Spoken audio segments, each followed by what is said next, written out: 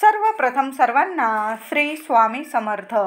स्वामी महाराजांच्या कृपेने तुमच्या सर्व चांगल्या इच्छा पूर्ण होत ही स्वामींचरणी प्रार्थना करते आणि आजच्या व्हिडिओला सुरुवात करते. 2024ची दिवे धुवायची अमावस्या, आषाढ अमावस्या यावर्षी 4 ऑगस्ट रविवार रोजी आलेली आहे. अमावस्या प्रारंभ होणार आहे 3 ऑगस्टला दुपारी 3:50 आणि अमावस्या संपणार आहे 4 ऑगस्टला सायंकाळी 4:42 पण उदय तिथीनुसार आपल्याला 4 तारखेलाच दीप अमावस्या, दिवे धुवायची अमावस्या, आषाढ अमावस्या साजरी करायची आहे. या दिवशी आपल्या घरातील दिवे, सगळ्या घरातील आपल्या म्हणजे जेवढे दिवे असतील घासून पुसून स्वच्छ करायचे आहे. आषाढ महिन्यातील अमावस्याला आषाढी अमावस्या किंवा दिवे धुवायची अमावस्या असं म्हटलं जातं. श्रावणाचा पवित्र महिना सुरू होण्याच्या आदल्या दिवशी ही अमावस्या येते. या दिवशी आपल्या घरातील देवी देवता, आपलं देवघर, आपलं घर, आपले दिवे, घरातील जेवढे दिवे असतील स्वच्छ करायची ही अमावस्या असते. म्हणूनच याला दिवे धुवायची अमावस्या असे म्हटले जाते. या अमावस्येला दिव्यांची पूजा केली जाते, म्हणूनच हिला दीप अमावस्या असेही म्हटले जाते. यंदाची अमावस्या ही 4 ऑगस्टला रविवार रोजी आलेली आहे. याच दिवसापासून पवित्र श्रावण महिना सुरू होतो. धार्मिक मान्यतेनुसार जो कोणी या दिवशी म्हणजे दिवे धुवायच्या अमावस्येच्या दिवशी भगवान शंकरांची अंतःकरणपूर्वक पूजा करते त्याच्यावर महादेवांची कृपा दृष्टी बरसते. आणि पूर्ण श्रावण महिना सुद्धा जी व्यक्ती आपल्या भोलेनाथांची मनापासून सेवा भक्ती करते, शिवलिंगाला बेलपत्र, दूध, दह्याने अभिषेक करते, ओम नमः शिवाय श्रावण महिना पूर्ण मंत्राचा जप करते, त्या व्यक्तीच्या आयुष्यात कसलीच कमतरता राहत नाही. भोलेनाथांची भरभरून कृपा होते. भोले भंडारी भरभरून त्यांच्यावर आशीर्वादांचा वर्षाव करत असतात. अमावस्येच्या दिवशी उपवास करणाऱ्या विवाहित महिलांना भगवान शंकरांच्या कृपेने अखंड सौभाग्य प्राप्त होते. काही ठिकाणी अजून सुद्धा दीप अमावस्येला, आषाढ अमावस्येला, दिवे धुवायच्या अमावस्येला या दिवशी विवाहित महिला किंवा कुमारिका सुद्धा या दिवशी उपवास करतात, शिवशंकरांची भक्तिभावाने सेवा करतात, पूजा करतात. दीप अमावस्येच्या दिवशी भगवान शंकरांसोबत माता पार्वती आणि कार्तिकेय गणपती बाप्पा यांची सुद्धा म्हणजे संपूर्ण शिव परिवाराची पूजा केली जाते. परंपरेनुसार काही ठिकाणी आषाढ अमावस्येला तुळशी किंवा पिंपळाच्या झाडाला अजून सुद्धा ही प्रथा आहे. काही ठिकाणी आषाढ अमावस्येला तुळशी किंवा पिंपळाच्या झाडाला 108 प्रदक्षिणा सुद्धा घालतात आणि मनोकामनापूर्तीची प्रार्थना करतात. ह्या अमावस्येला नक्की करा. बघा, शनिवारी अमावस्या दुपारी 3:50 सुरू होणार आहे. म्हणजे संपूर्ण संध्याकाळ 3:50 तुम्हाला दुसऱ्या दिवशीपर्यंत अमावस्या तिथी आहे. दुसऱ्या दिवशी 4 तारखेला 4:42 सायंकाळी अमावस्या संपणार आहे. म्हणजे शनिवारी आपल्याला पिंपळाचे पूजन सुद्धा करायचे आहे. आठवणीने करा, महिलांनी करा, पुरुषांनी करा, विद्यार्थ्यांनी करा, सर्वांनी करायचं आहे. वयोवृद्ध असतील त्यांनी सुद्धा चालेल. किमान 1 प्रदक्षिणा घातली तुम्ही तरी चालेल, पण पिंपळाचे पूजन अवश्य करा. 1 लोटाभर पाणी घ्या, त्यात थोडंसं दूध घाला, थोडीशी हळद पण घाला. आठवणीने या 2-3 वस्तू पाण्यात घाला. हळद, दूध आणि स्वच्छ पाणी. थोडं गंगाजल असेल घातलं तर चालेल, नसेल तर काही हरकत नाही. फक्त दूध आणि हळद घाला आणि ते पिंपळाला पाणी मुळाशी अर्पण करायचं आहे. अगदी छोटासा गडू तुम्ही छोटंसं भांडं घेऊन गेला पाण्याचं तरीही चालेल.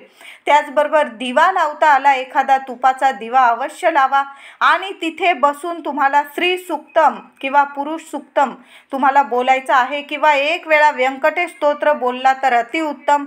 माता लक्ष्मीचा मंत्र जपायचा आहे. ओम नमो भगवते वासुदेवाय नमः या मंत्राचा किमान 21 वेळा तरी तिथं मंत्र जप करा आणि तुम्हाला झालंच तर 108 प्रदक्षिणा जरूर मारा.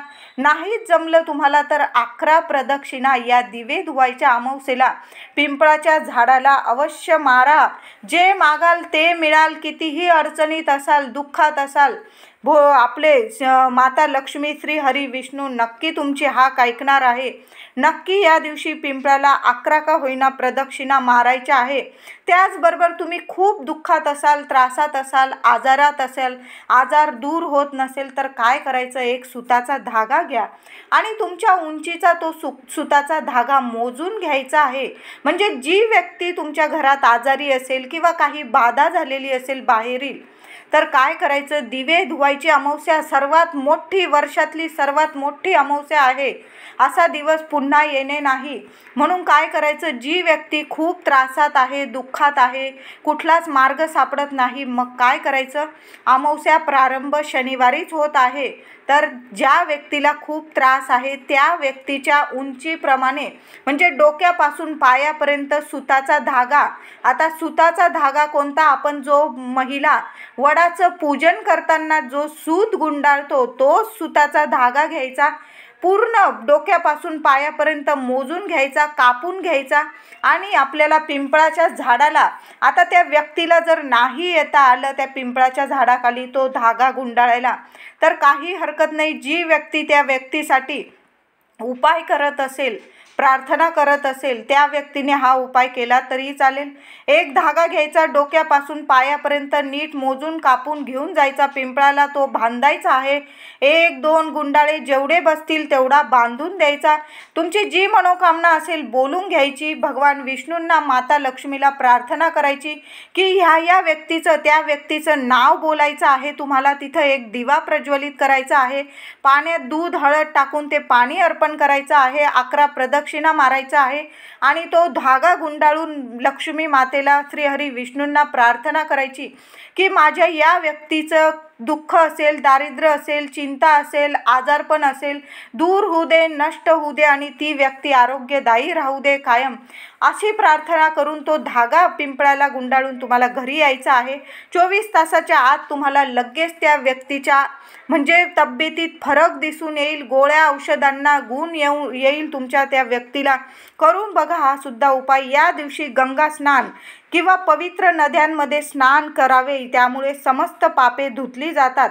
आता घरात जर तुमच्याकडं थोडंसं गंगाजल असेल तर या दिवशी थोडंसं गंगाजल आणि चांगलं मूठभर खडं मीठ आपल्या आंघोळीच्या पाण्यात महिलांनो अवश्य टाका. मोठी अमावस्या आहे, वर्षातली मोठी अमावस्या आहे. थोडंसं गंगाजल पाण्यात टाका आणि थोडंसं खडं मीठ टाकायचं आहे पाण्यात. कसलीच नकारात्मकता तुमच्या जवळ फिरकणार नाही. या दिवशी हा उपाय अवश्य करायचे आहे. सर्व पाप नाश होता, नकारात्मकता नाश पावते. आजच्या आधुनिक काळात ते शक्य नसेल, तुम्हाला गंगा स्नान करायला नदीमध्ये जाणं शक्य नसेल, पवित्र नदीमध्ये, तर तुम्ही घरातील अंघोळीच्या पाण्यात थोडेसे गंगाजल आणि थोडं खडं मीठ टाकायचं आहे आणि मग स्नान करायचं आहे. या दिवशी पितरांना, आपले पूर्वजांना तर्पण दिले जाते, पुरणाचा नैवेद्य दाखवला जातो. आता नाहीच पुरणवरण केलं गेलं तुमच्याकडनं, थोडासा दही भात घ्या आणि पितरांच्या नावाने आपल्या गच्चीवर नक्की ठेवायचा आहे किंवा घराबाहेर ठेवला एखाद्या झाडाखाली तरी चालेल किंवा गच्चीवर ठेवा, नक्की ठेवा पितरांचं नाव घेऊन. आणि एक दिवा पितरांच्या नावाने, एक दिवा आपल्या माठाजवळ दक्षिण दिशेकडं तोंड करून नक्की लावायचा आहे. आता तुमच्याकडं पूर्वजांचे फोटो असेल तुम्ही तिथं लावला तरी चालेल, काहींकडं फोटो नसेल त्यांनी माठाजवळ एक दिवा दक्षिणेकडे तोंड करून लावा. तुमच्या घरातल्या पितृदोष असेल काही तो निवारण होईल आणि तुमचे पितृदेवता कायम तुमच्यावर प्रसन्न राहील.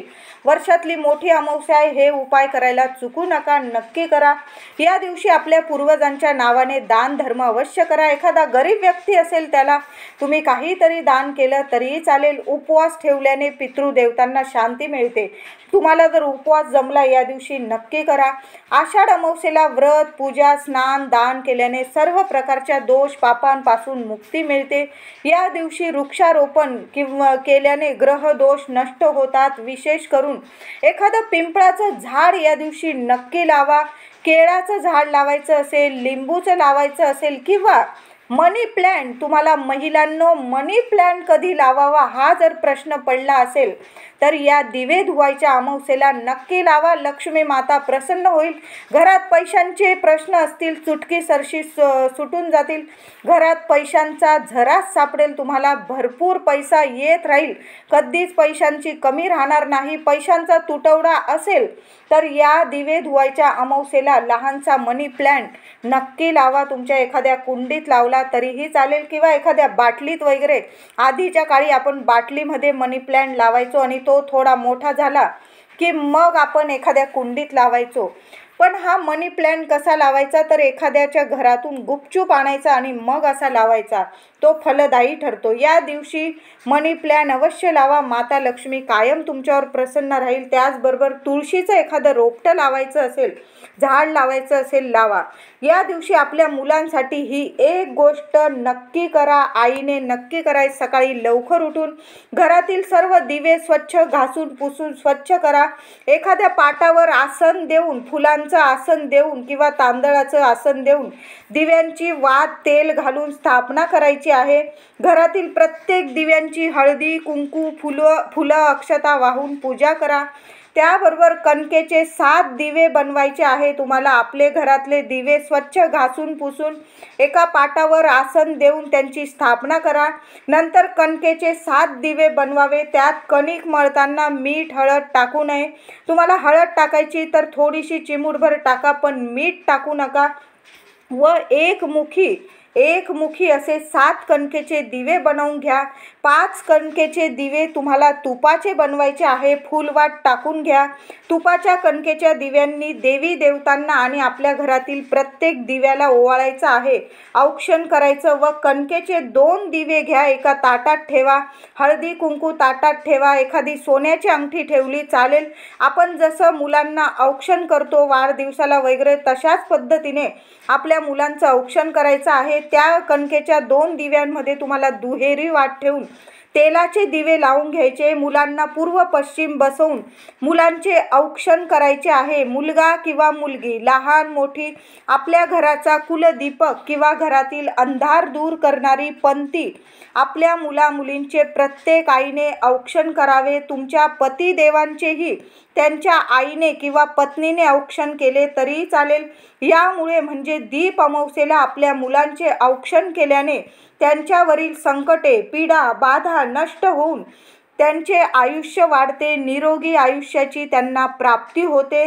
त्यांच्यापासून संकट 100 पावलं दूरच राहतात. म्हणून आठवणीने आईने आपल्या मुलांना नक्की कणकेच्या 2 दिव्यांनी ओवाळायचं आहे.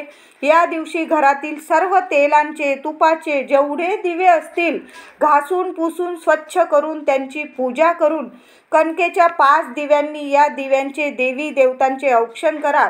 व 2 कणकेच्या दिव्यांनी आपल्या मुलांचे औक्षण करा. देवांना तुमच्या आणि दिव्यांची पूजा करतो. या दिव्यांना आणि देवांना ओवाळताना कधी पण तुपाच्याच दिव्यांनी ओवाळावं आणि मुलांना किंवा एखाद्या मनुष्याला ओवाळताना तेलाच्याच दिव्यांनी ओवाळलं जातं. तर या दिवशी थोडासा खिरीचा नैवेद्य सुद्धा आपल्या लक्ष्मी मातेला जरूर दाखवा. या दिवशी लक्ष्मी नारायणाचे जेवढे मंत्र जप करता येईल तेवढे करायचं आहे. तुम्हाला जेवढी सेवा करता येईल तेवढी करा. माता लक्ष्मी तुमच्यावर नक्की प्रसन्न होईल. एवढे उपाय सांगितले, त्यातील मुलांचं औक्षण करायला चुकू नका. पिंपळाचं पूजन पण अवश्य करा. व्हिडिओ आवडला असेल लाईक करून शेअर करा. चॅनलला कृपया सबस्क्राईब करा. धन्यवाद.